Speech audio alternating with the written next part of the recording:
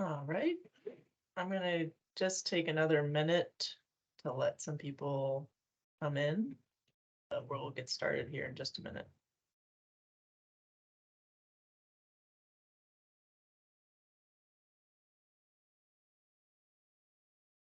And as you're coming in, if we can mute yourselves.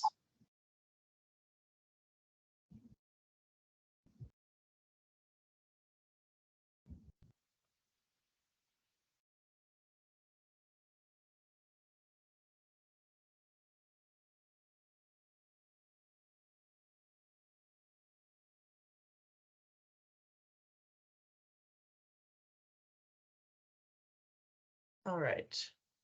We're at a minute after, so I'm going to go ahead and get started, and my moderators will just continue to admit people as they come in. Appreciate that. But welcome today to the Coordinated Human Service Mobility Plan Regional Meeting for the Western Region. My name's Jess Maffey. I'm a Transit Programs Manager with the Department of Rail and Public Transportation. And thank you all for coming, and we'll go through some housekeeping first. So I do ask for now, we'll mute you or mute yourselves for the presentation. I'll pause once for questions. At that point, if you can use the raise hand features or put your questions in the chat. I've got a couple of moderators here, Grace and Miriam from DRPT, who will, call on you to ask a question. If you raise your hand, that function is at the top of your screen. You can see the little raise hand button. There'll also be an interactive portion at the end, and I'll call on you and you can unmute. You'll kind of get the hang of that as we go through it, but we're going to have a list of who's here, and I'll call on each organization.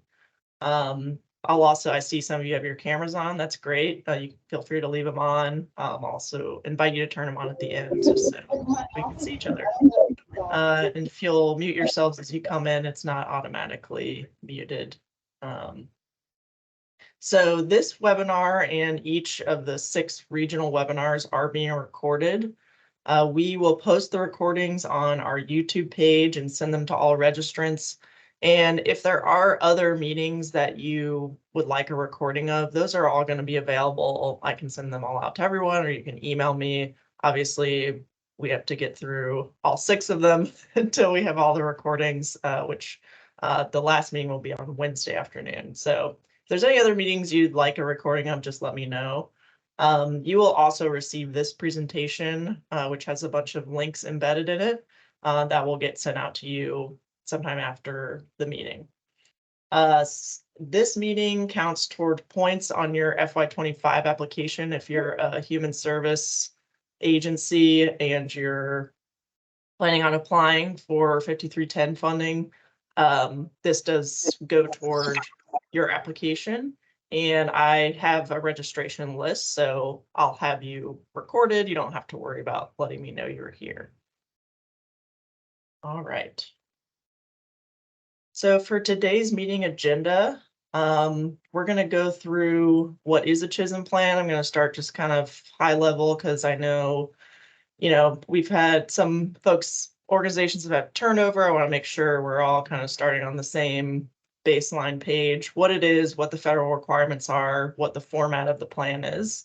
Then I'll get into a little bit about the 2022 plan, which we just released. Which is really an update from the 2019. I'll talk about that. So how we went about the update, and then how you all will use the plan. This is mostly geared toward human service agencies that are applying for 5310 funding, but obviously we have some other types of agencies and organizations invited as well. So we will then do a quick group introduction in the chat, which will just give us kind of a list of everyone who's here so we can get those together. And then we're going to actually go into the CHSM story map, which is an online version of the CHSM plan. So this is something new this year that we're going to get into, and we're going to show you how to use it. and go through some of the main points for the Western region. And then after that, that's when I'm going to pause for questions. So we'll go through all that, have some questions, and then we'll kind of go into our just a brief roundtable of introductions to each of the human service agencies here, as well as any other agencies that are here. So I'm hoping to keep this at about an hour, but I did allow for another half an hour at the end, just in case we run over or anyone wants to have further discussion. All right. Getting into what is a coordinated human services plan. So we do refer to this as CHSM, which kind of keeps it a little shorter, but the Coordinated Human Service Mobility Plan is a federal requirement as part of the FTA Section 5310 program. And DRPT is the lead agency for developing this plan for most of Virginia. So the FTA Section 5310 program requires that DRPT creates a plan that assesses current services in the state and transportation needs of seniors, defined as individuals 65 years old or older, and people with disabilities. And it identifies strategies to address service gaps and sets priorities for project implementation to address those gaps. These are high-level statewide strategies. So one of the reasons we kind of broke it down into regions is to give each region a better idea of what applies most to them, but you can kind of think of it as these high arching goals that won't take, a short amount of time to implement. So as I said, the DRPT is the lead agency for most of Virginia, but do want to note that the urbanized areas of Northern Virginia around DC are included in a plan developed and maintained by the Metropolitan Washington Council of Governments, or MWCOG. MWCOG receives funding to support localities in Northern Virginia. So any locality that COG receives funding for is not eligible for funding through DRPT. There's a few specific ones that have funding through both COG and DRPT, but that's not necessarily applicable to you all because you're a little further away from that area. Just wanted to note that. So for how we go about creating the CHSM plan, the FTA requirements, according to federal regulations, the CHSM plan has to include input from the people it covers, which is, again, individuals with disabilities and seniors. You'll hear that a lot. That's the eligible population that's served by the 5310 program. It also has to include input from representatives from public, private, and nonprofit transportation agencies, human service providers, and other members of the public. There's a strong focus at the federal level on coordination and collaboration for this program. This plan is meant to bring together all those stakeholders that are in a region to ensure that individuals who need transportation are getting it and that services are not being duplicated within an area. This plan follows a federally mandated update schedule with a minor update every 3 years and a major update every 6 years. So as I kind of just mentioned, we just completed the minor update, which provided updated demographics data, inclusion of new survey results, and some updates to the action tracker, which we'll get into, that are based on those results. The next major update will be in 2025. So the way I'll talk about this plan is really as an update to the 2019 plan. And there's not a whole lot that has changed from last year. So for those of you who have attended CHSM meetings before, it should be, relatively the same. There's just kind of some new features we want to go over to this plan. That 2025 plan will be kind of, again, that overhaul that does more of the extensive public outreach that we did in the 2019 plan. So the format of the CHSM plan, it is one document that covers the entire state, again, outside of Northern Virginia. It provides a summary of statewide demographics, available transportation, needs and gaps in services, and strategies to address those needs and gaps. It also contains regional elements that address the unique challenges, needs, and goals of a single region. There's 6 regions, which was a new sort of way that we organized the state starting in 2019. And it demonstrates statewide challenges as well as the regional challenges. So part of the purpose was to creating those 6 regions was really to see what are the similarities among different providers in a similar region, but also kind of what's happening statewide. So again, pretty high level stuff. And the 2022 update includes the story map version, which again, we're going to get into, but there's still a PDF version of this plan. So the image on the right links to the PDF version of the latest CHSM plan, which is currently available on the DRPT website. We have traditionally always put the plan out as a PDF and will continue to do so. But this year we have also built an online story map version of the plan. If you're not familiar with a story map or don't know what that word means, it's totally fine. It's basically a function through ArcGIS that allows you to present a narrative document while also embedding data into maps that give more depth and detail to kind of the data that's in the plan. So we're excited about the story map, and we're going to demo that with you guys shortly. Okay, so getting into the 22 plan, I first wanted to start with that 2019 plan creation recap. Again, if you weren't around, this just is an overview. So since this was just an update, not an overhaul, the basis of this plan is still very much the same as it was in 2019. So just to recap, in the 2019 creation, we identified 6 regions of the state that follow the Department of Medical Assistance Services, or DMAS, their regions for Medicaid providers. So that's actually that map at the top is the DMAS Medicaid service area. And then you can see at the bottom is the CHSM region map, which we just follow the exact same locations for each region. So we right now are in the Western region. The 2019 plan, they conducted a study involving surveys, interviews, ride-alongs, meetings, public meetings that identified statewide needs and gaps in services. So it's pretty extensive and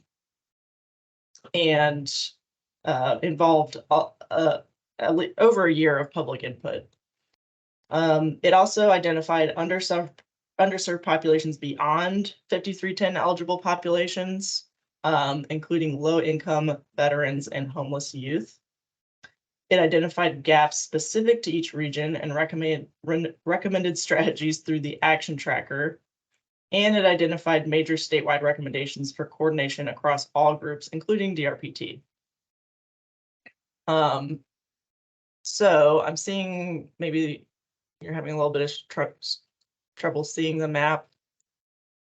So I can see what I'm seeing is it says sync to presenter slide 4, and it just stuck on that, and on the bottom of the presentation it's got 4 of 18 slides, and I can move through them, but it's not like going along with what you're doing. It's just stuck on the coordinated human services plan number 4, page 4. Got you. Yeah, so I just turned off, I forgot to turn off private view. So if you can make your way to slide 7, I don't know if you can change it. Now I can't. Okay. It does say 4 to 18. Oh, now I can. We can't. Okay, there you go. Go to which 7. One? Go to slide 7. Okay. Thank you. Yep. All right. Sorry about that. But sorry, it went right back. Oh, okay. Well, I'll leave it off, but just don't click anything. Sorry. Okay. All right. So you'll just tell us when we go to the next slide. Yeah, I'm going to the next slide now. Thank you. Mm-hmm. All right, slide 8.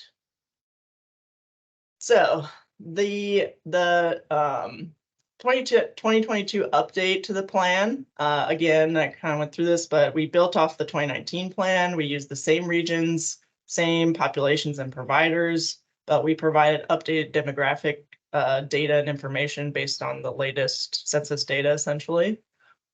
We also included and analyzed a rider survey and a provider survey, which were both conducted online during 2022. The provider survey, I know the BCU, there's a BCU class that helped us with that one. And then we had an online rider survey that I know many agencies distributed to their clients or populations they served. So we collected those and analyzed them and included that in the new plan. Based on those survey results, we did actually add a new category to the action tracker, which I'll get into that. And we also added a public-facing story map version of the plan to DRPT's GIS library. So this image here, if you click on it, not right now, but in the future, it will take you to the story map version, and this is just what the homepage looks like there. All right, moving on to the next slide. I wanted to quickly go through, spend a little time on this slide and go through how DRPT uses the plan, and then how we're recommending that you all as human service providers or even other types of transit agencies should use the plan. So DRPT will use the CHSM plan to guide its investments in Virginia's transportation services that are designed to meet the needs of seniors, individuals with disabilities, and other priority populations. This plan is meant to be a living document that can be updated on an ongoing basis to account for changes in technology, new transportation challenges, and transportation successes. DRPT expects its grantees to take an active role in implementing projects that advance mobility for all Virginians, and will continue to support these projects to the best of its ability. This plan does not prescribe funding, nor will there be sufficient funding through our programs to fund every recommendation, as many of you know through 5310. But organizations working to further transportation should, explore funding opportunities with other local, state, and federal agencies. So for us, the important takeaway there is just that this is not something that's prescriptive for us. It's more allows us to share our priorities for funding, not necessarily what will or won't be funded. So how you all should use this plan. So the plan provides many areas of high-level information, but the idea is that when you're reviewing it, some challenges or opportunities in the plan may stick out to you based on what you know about your region, partners, or potential partners. The first bullet there says it identifies statewide and cross-regional challenges. This plan demonstrates that a problem in one area is likely a problem in another area. There just might be a few different types of obstacles in each region. And to give you a few examples of statewide challenges, there are long driving distances in rural areas. Whether you're in Hampton Roads or Big Stone Gap, you're not going to avoid driving long distances in rural areas. There just might be different types of weather, like flooding in Hampton Roads versus snow in Big Stone Gap. So, but it's a similar issue. Another statewide challenge is that public transportation doesn't always cross locality lines. I know there's several examples I've heard out there of residents getting off at the end of a transit stop and having to walk to a facility just because, it doesn't go any further. One example of a cross-agency collaboration that is not 5310 was between WADA and Hampton Roads Transit, and they were able to actually form a cooperation and use a federal grant to connect two bus lines to a clinic. And it was a similar scenario where a bus line was ending and then people were having to get off and walk. So again, that was an example of two agencies coming together to find a solution to a similar problem. Another statewide challenge is that the cost of transportation can be prohibitive for some individuals, particularly those who need more than one trip every now and then. So as many of you know, low-income individuals who don't have a car but need to get to work every day or go to dialysis 3 times a week. These are, very common challenges across the entire state. So there's a bunch more examples in the CHSM plan of those challenges. The plan also provides ideas for how agencies can seek out different sources of funding or collaborate with other groups to provide service. So some examples here, exploring additional federal opportunities for funding. This could be FTA programs that DRPT a different provider or even a planning district commission applies for, or it could be funding through transportation provided through another agency that can be coordinated with FDA funding. So it's kind of looking around at, who's been applying for funding. Does it need to be me, or could it be someone else that we can work with? Coordinating, the next bullet there, coordinating funding across state and federal programs. That could mean something different depending on the agency. So one example is Community Services Board receive general funds through the Department of Behavioral Health and Developmental Services. And some use those funds for transportation. There could be opportunities for DRPT to work with DBHDS or other state programs to consolidate funding for transportation to share between groups. So, look, just thinking about where your funding's coming from, all the multiple different sources, and seeing, is there anywhere we could, collaborate to make this work better?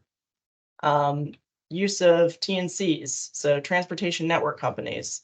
A lot of us have heard, obviously, of Uber or Lyft, but there's other companies out there that follow a similar model but have a different product. For example, in Richmond, the public transit provider GRTC is using UZURV, or UZURV, which is a TNC, to augment its paratransit service. So it's a contracted service that kind of gives a different experience for the rider. They have trained drivers, and it's something that they've been having a good amount of success with. So that's something we're always interested in learning more about, if there's experiences with TNCs that anyone is exploring. And the last example there is grouping trip types to maximize ridership. So this, again, what might require collaboration across agency types. So such as working with a dialysis center or a medical center to schedule riders for the same service day, so multiple riders can be transported at the same time.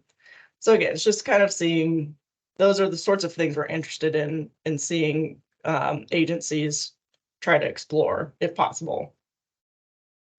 The next thing about how to you all should use the plan is, identifying the types of projects DRPT would consider a priority for funding. As I said, it doesn't prescribe what we fund. Projects that don't perfectly align with things in the plan aren't going to be ineligible or rejected, or automatically rejected. But it does help you get a more in-depth picture of what DRPT has identified as important in each region. Plus, when you do apply, for anyone who's applied, you will have to fill out a couple of questions about the CHSM plan, including what action tracker goals your project ties to. So it is there for you to use, and it's meant to be something that you're referencing in your application process. And finally, part of the plan, part of the purpose of the plan is also to bring people together in these meetings, or provide the opportunity for you all to meet with each other outside of this. This is kind of meant to be a jumping off point, or a way to, if there's someone on this call that you don't know or haven't met yet, to at least bring you together once a year, to put some names and faces together and share some contact information. Again, it's not the only way to collaborate, but we wanted to at least provide this opportunity to bring everyone together around this plan once. All right, so with all that being said, if you all would take a minute or two to introduce yourselves in the chat. If possible, please group all this information together into one message so my moderator can keep it straight. If you will just share your name, title, organization you're with, where you're located, and your email address. If you don't wish to share your contact information, that's fine, but it's something that I'm planning to share with the group after this meeting. So again, if there's anyone you want to get in touch with, you'll have their contact information. So yeah, we'll just take a couple of minutes here, and if you'll drop those in the chat, that'll be great.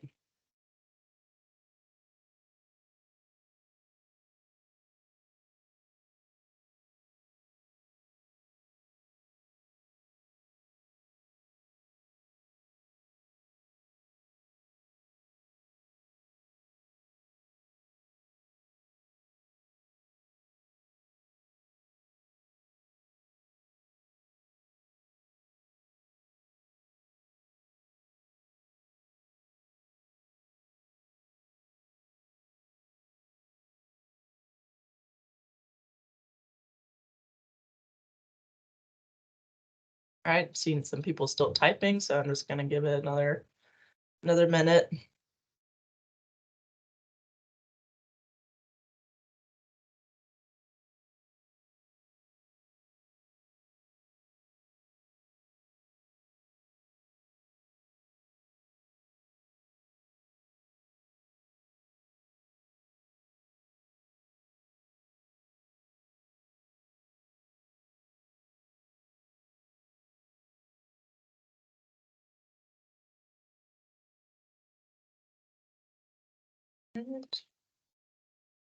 See a lot of familiar names here.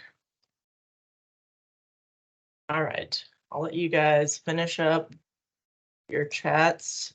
And I'm actually going to turn it over to Grace, my coworker at DRPT. And Grace, if you want to briefly introduce yourself, but she's going to take you through just a navigation of the story map, and then we'll kind of get into the details there.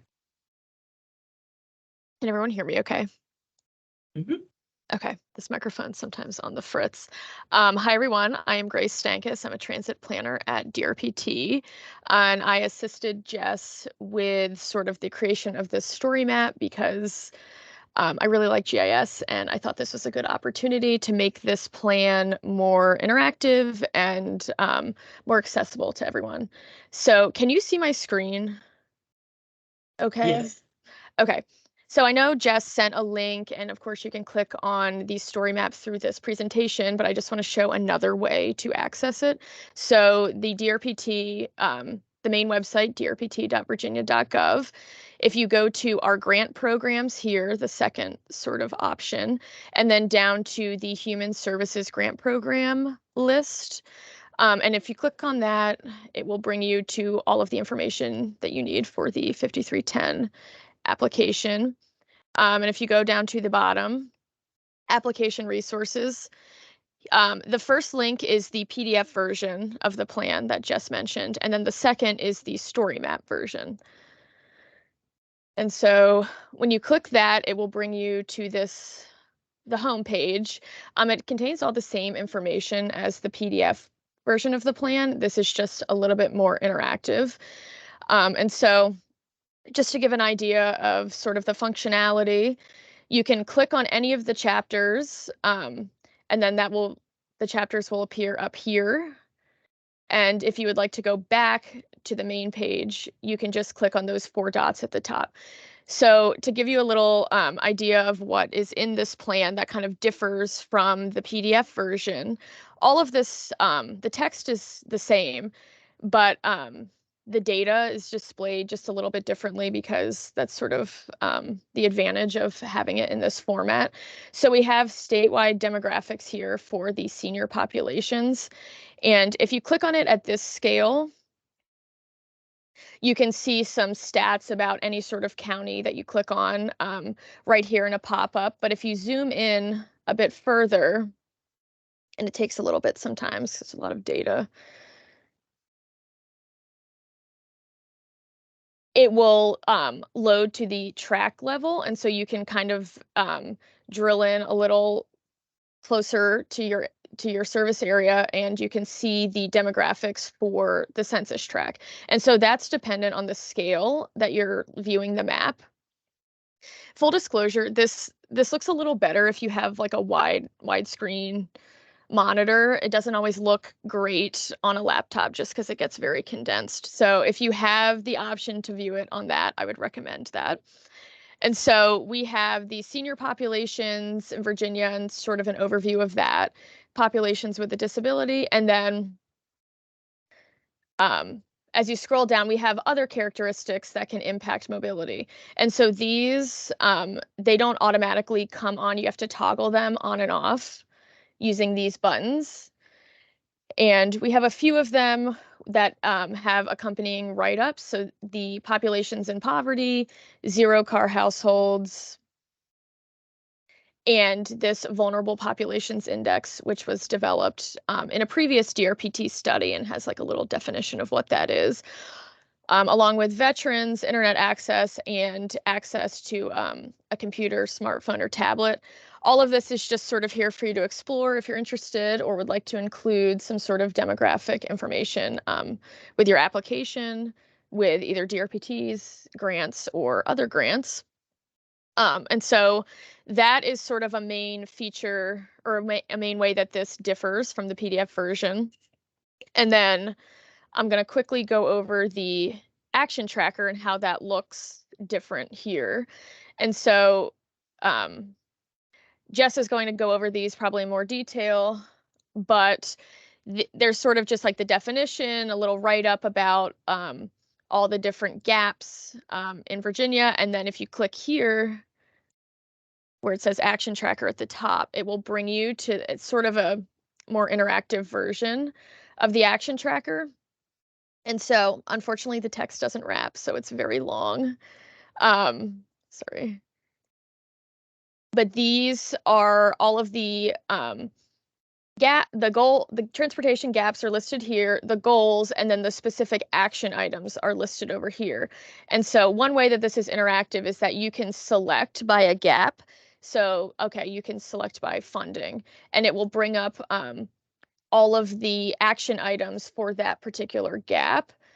Another way is you can select by time frame. So you can, if you want to look at more short time frame action items, they will come up here and they have, they list the gap. These are all different. And then the goal. And so this is just sort of a way to be a little bit more interactive with this portion of the plan. One final thing I think to note is that the regional profiles, and I think Jess is going to go over these in a bit, are so we'll go to the Western region. They are also included here, and they follow a similar look as that statewide profile that I went over earlier. It just looks a little bit different, and so this is probably what I imagine you will kind of use the most with the plan and when you're filling out your application. And so this, again, all of this information is on the PDF version, but this is just like a way to be a little bit more interactive. You can also view the transit service that is in this region. And if you click, you can see the Virginia Breeze, if it ever loads. You can see the Breeze route, and then you can see individual transit service in each area within this region. So we have Babs, and just a little bit, just a way that this is more interactive than what is in the plan. And so we also, again, have regional demographics. And in the region, these are like click on and click off, like I displayed in the first sort of demo. And the same thing, this is scale based. So you can see it by the county, or you can drill in and get the census tract data. And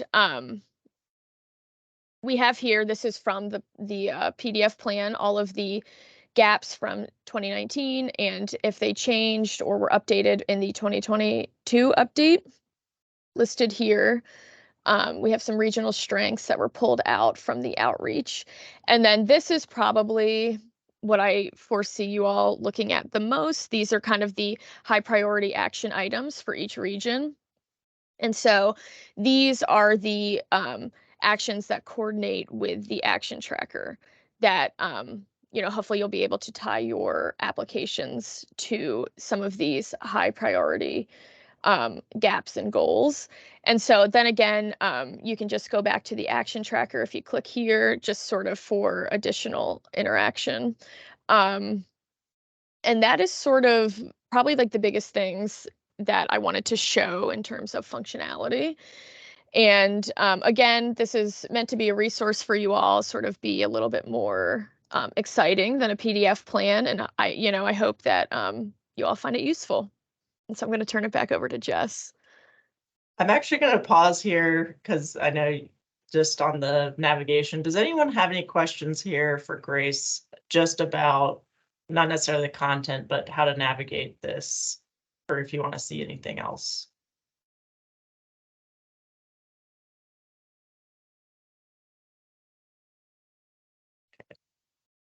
All right, well, we'll have more opportunities for questions, but I'm going to go ahead and go in a little more depth on the content that we have here.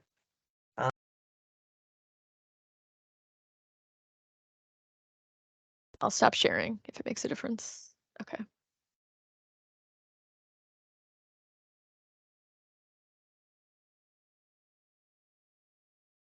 Jess, you're muted. Huh. Okay. Sorry about that. Just give me 1 minute. I'm gonna bring up the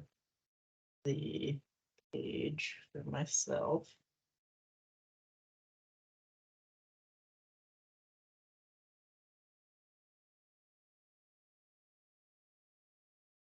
Alrighty.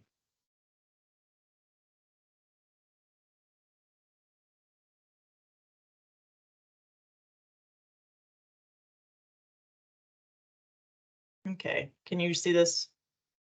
Yes, okay, great. All right, so I wanted to go ahead and go back first to the action tracker.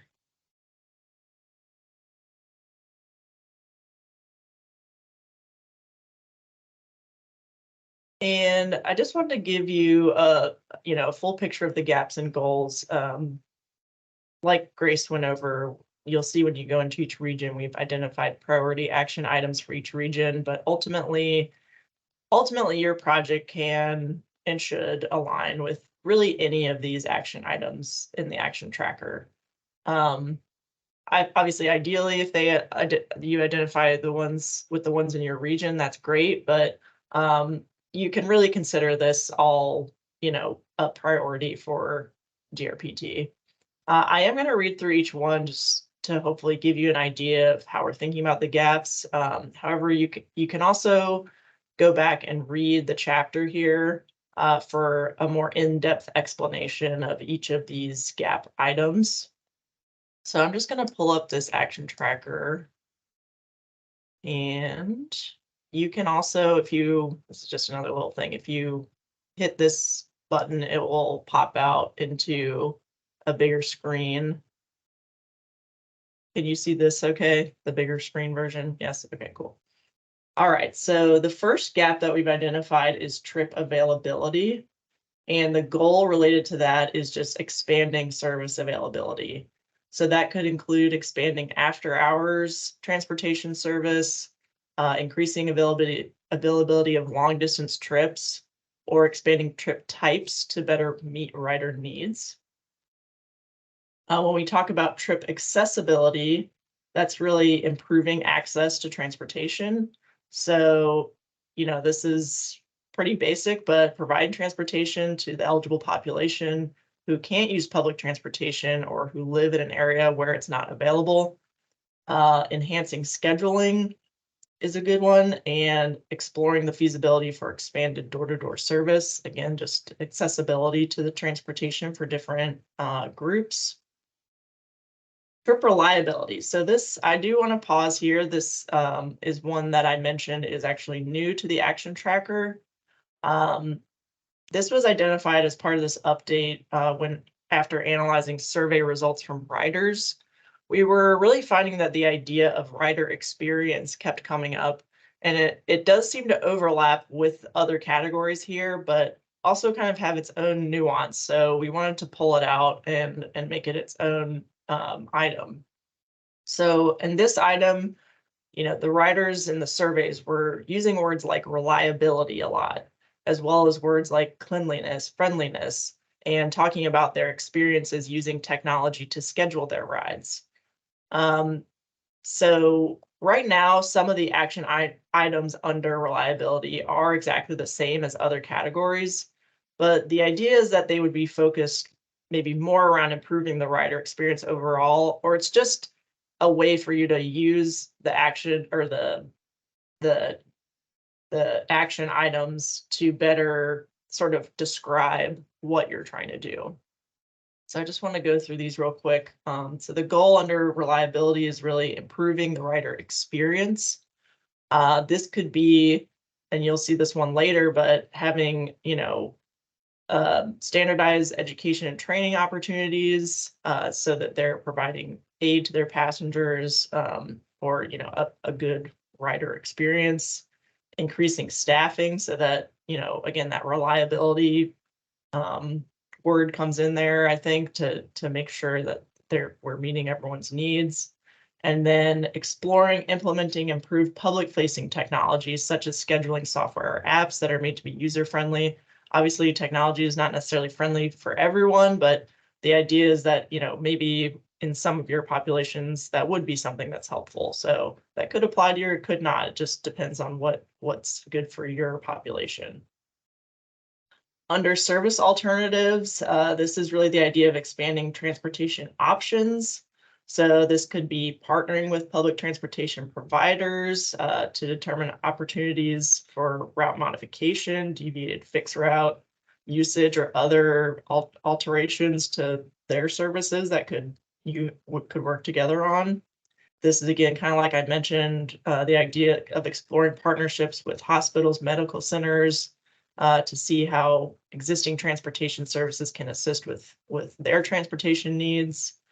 There's also opportunities to partner with community college or education facilities for students at those locations. And then again, continuing discussions with TNCs to determine their role in the human service transportation of Virginia. This is kind of an emerging thing, but it's something we're interested in continuing to explore with a lot of different agencies. Coordination. So this is really just, you know, sort of this high level idea of increasing statewide and regional coordination. This could be working with local jurisdictions to include human services transportation into your locality's transportation planning, being an advocate for that. Developing and maintaining a statewide and regional advisory committee to focus on coordination of service providers. This was an item from 2019 that was developed and kind of fell off during COVID. So we're kind of looking back at that again, coming into this next, you know, major update to see what a statewide coordination would look like in a more in-depth way. And then continuing communications with organizations that are involved with and support transportation in Virginia. So, you know, CTAV, I know a lot of you are familiar with, and other groups like BAM, just, you know, involving yourself in those or seeing how you can reach out to them for support. Education and training, there's a bunch of goals under this one, action items. There's a few different categories of goals here. We've got increasing awareness of available service, so external facing education, providing education and training for staff, so internal education. And then for this plan after the 2019 plan, we included increasing safety and preparedness, and establishing a pandemic preparedness plan. I know, you know, everyone had to do something during COVID differently, and making sure maybe that's recorded or somewhere in your policies and procedures. So I'm not going to read through all of these, but I think the idea is, you know, outreach, looking for different places to do outreach if it is public, or just letting people know who are, or if you're like a CSB, or if people are considering becoming a client of yours, making sure they know transportation is available to them. And then education and training for staff and riders. You know, again, it's that standardized training, setting standards and using nationally recognized training courses or other types of training courses. And then travel training for new riders is another one that we include there. Finally, under transportation gap funding, you know, what we all like to do, increase sustainable funding streams. So this could include increasing funding for labor, again, to increase staff, explore and apply for alternative funding sources beyond 5310, and then continuing to work with local and regional government to advocate for funds for human services transportation. So I just wanted to read through all those with you all because this is kind of really if you take anything away from the CHSM plan, I hope it will be this action tracker. This is what you're going to want to reference in your application. So the bare minimum, this is what you should be definitely looking at. Although we hope, of course, you'll look at at least that region as well, because there's a lot of great data in there. All right, so I am going to pause here for questions. And I'm going to bring back up my presentation. So just give me 1 minute. So think about any questions you got for us.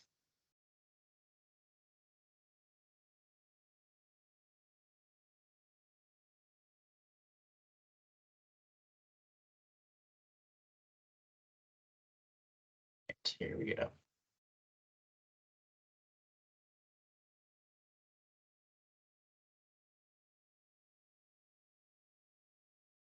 Everyone feeling all right for now? Okay. All right. If you have any questions at the end, we can go through them too. I just know this was a lot of information. So let's go ahead. I don't know if Grace, you have that list of organizations that are here. Yeah, I just added it to the chat. Okay, perfect. Thank you. Oops. All right.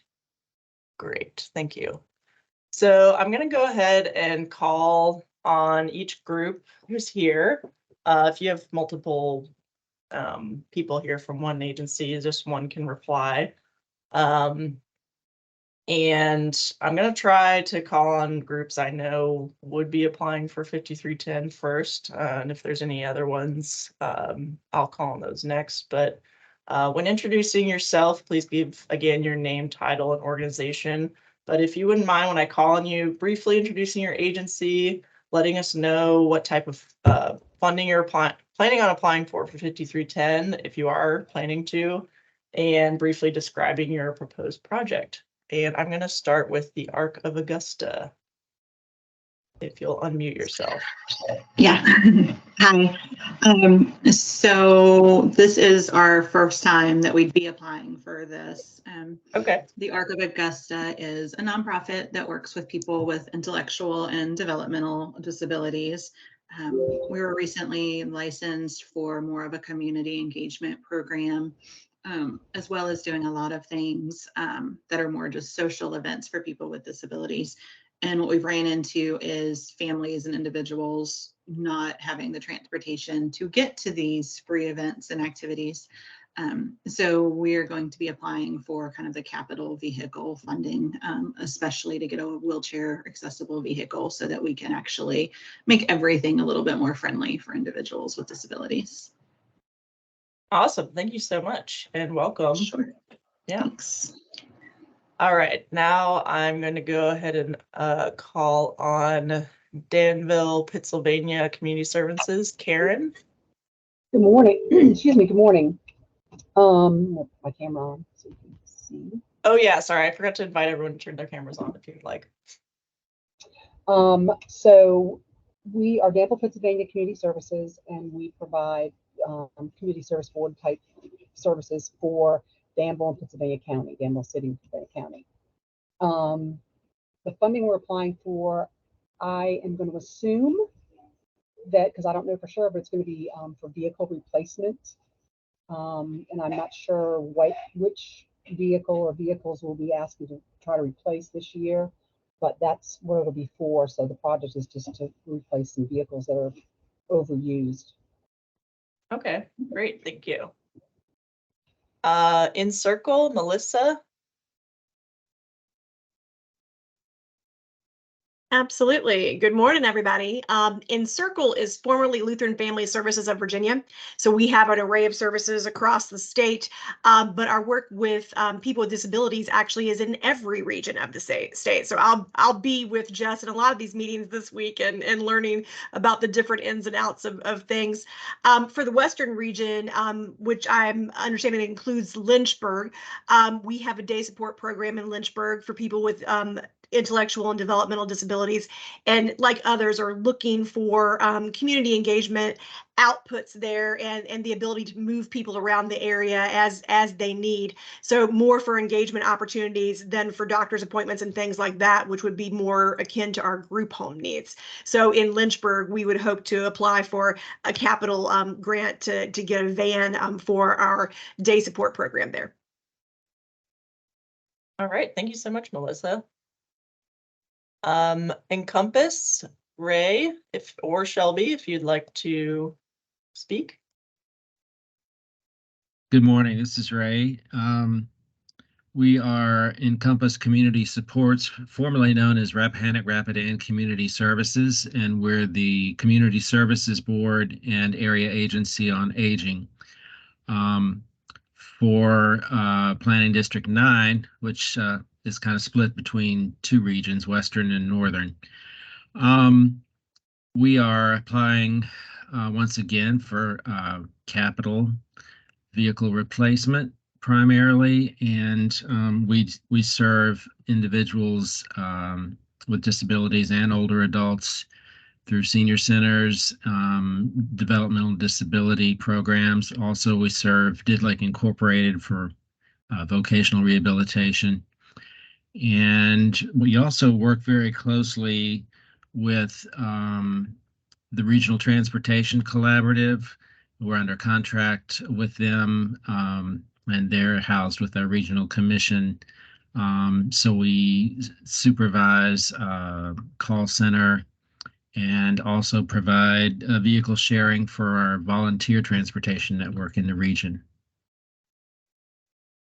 That's it. Awesome. Thank you, Ray.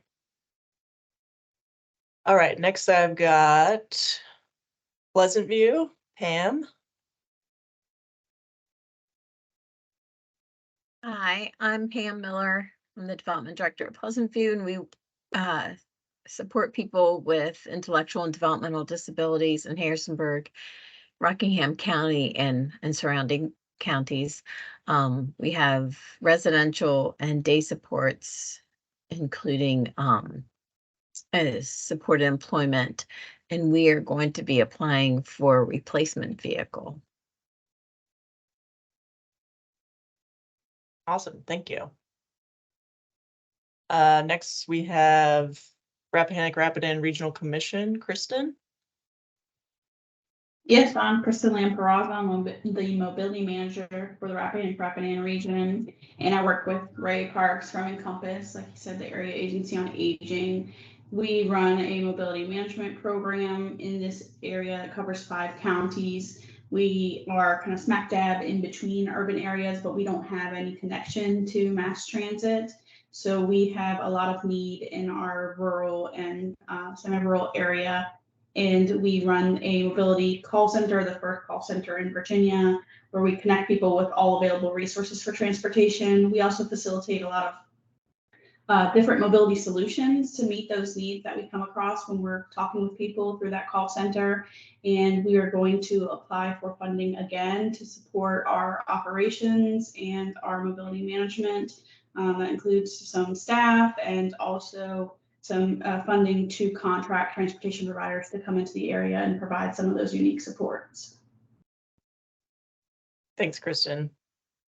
Southern Area Agency on Aging, Kim Mason.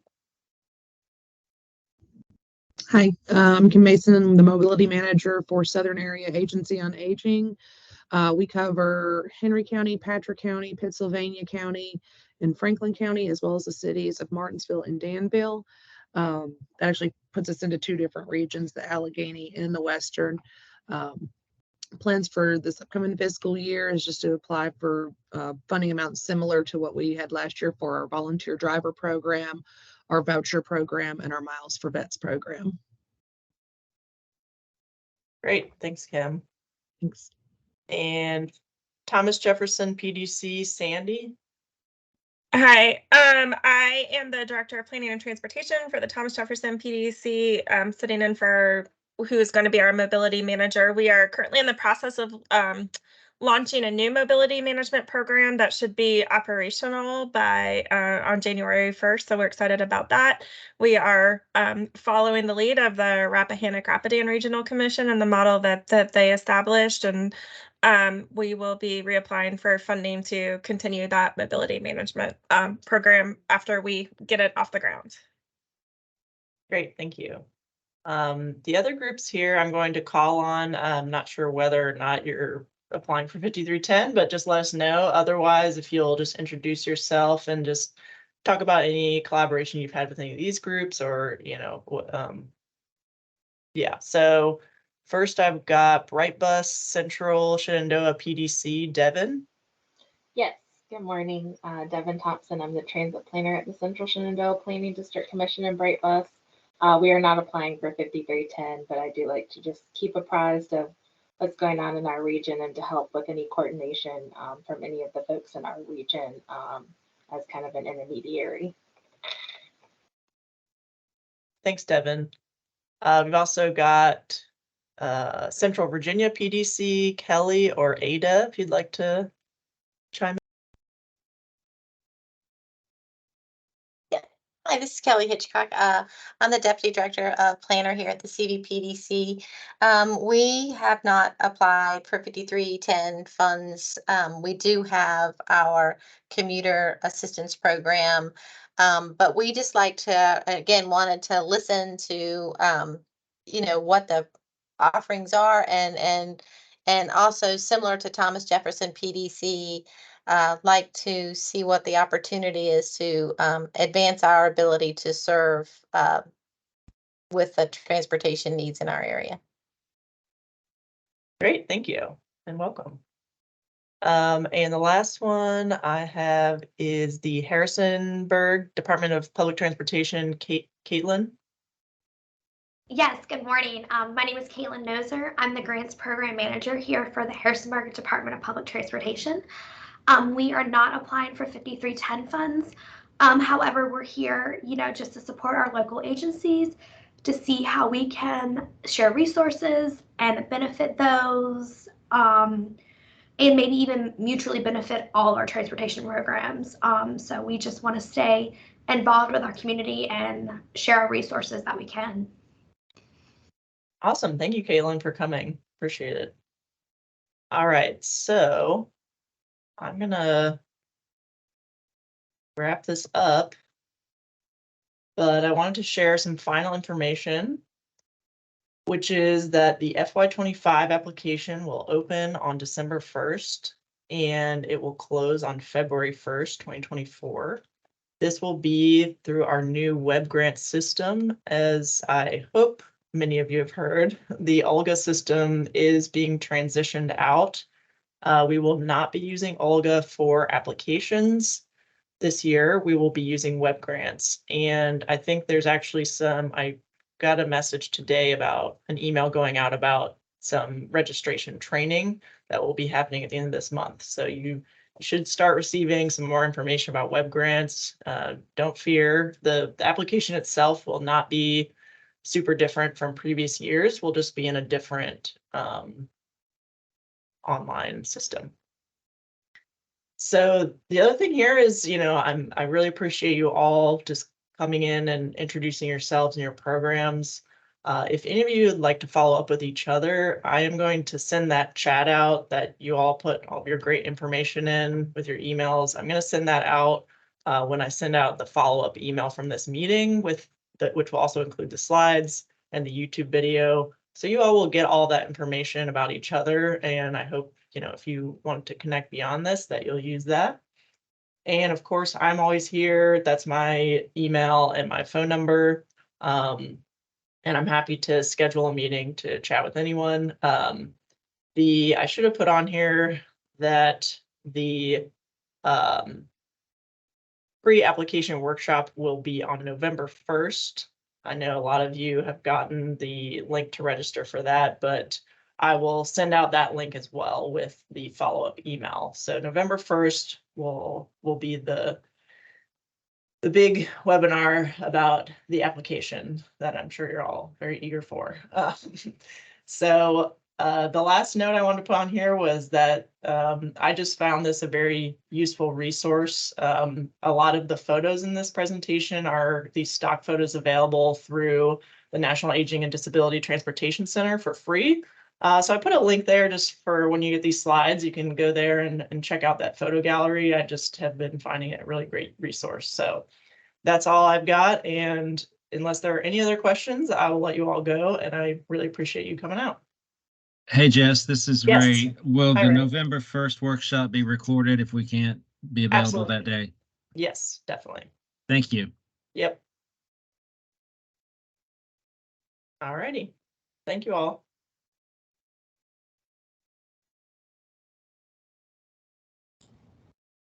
Thank you. Thanks, Caitlin.